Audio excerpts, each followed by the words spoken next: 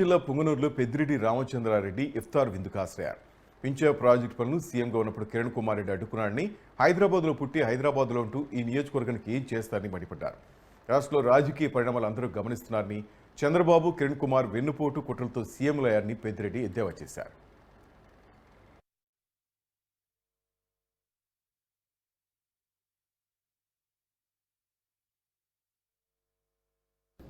రాత్రి ఆయన నెల్లూరు బయలుదేరాడు.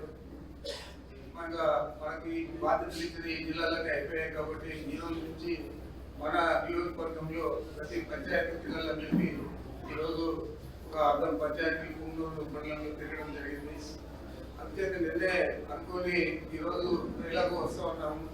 మనకు విద్యార్థులు ఆన్లైన్ ప్రకారం అటెండ్ అయితే బాగుంటుందని చెప్పి తొందరగా ముగించుకొని 6:30కి రావాలని చెప్పి 6 గంటలకే బయలుదేరి రావడం జరిగింది. చాలా సంతోషంగా ఉంది. గత సంవత్సరం కంటే ఈ సంవత్సరం ఇంకా మైనారిటీ సోదరులు ఈ సభకు హాజరయ్యే వాళ్ళు ఈరోజు మీరు చూస్తూ ఉన్నారు రాష్ట్రంలో రాజకీయ పరిమాణాలన్నీ ఏ విధంగా మారుతూ ఉన్నాయో.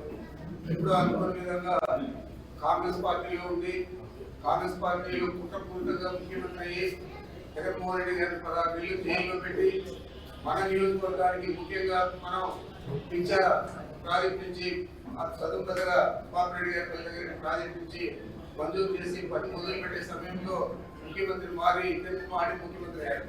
అయిన తర్వాత దాన్ని నిలిపేసేదే కాకుండా మన దగ్గర ఏది కూడా అభివృద్ధి కార్యక్రమాలు జరగకుండా 3.5 సంవత్సరం మన సమయాన్నంతా కూడా వేస్ట్ చేశారు. అలాంటి వ్యక్తి ఈ రోజు మళ్ళీ వచ్చి ఇక్కడ పోటీ చేస్తా ఉన్నాడు. నాకు శాసనసభకు కొన్ని ఓట్లు తగ్గినా పర్వాలేదు, కానీ పార్లమెంట్ మాత్రం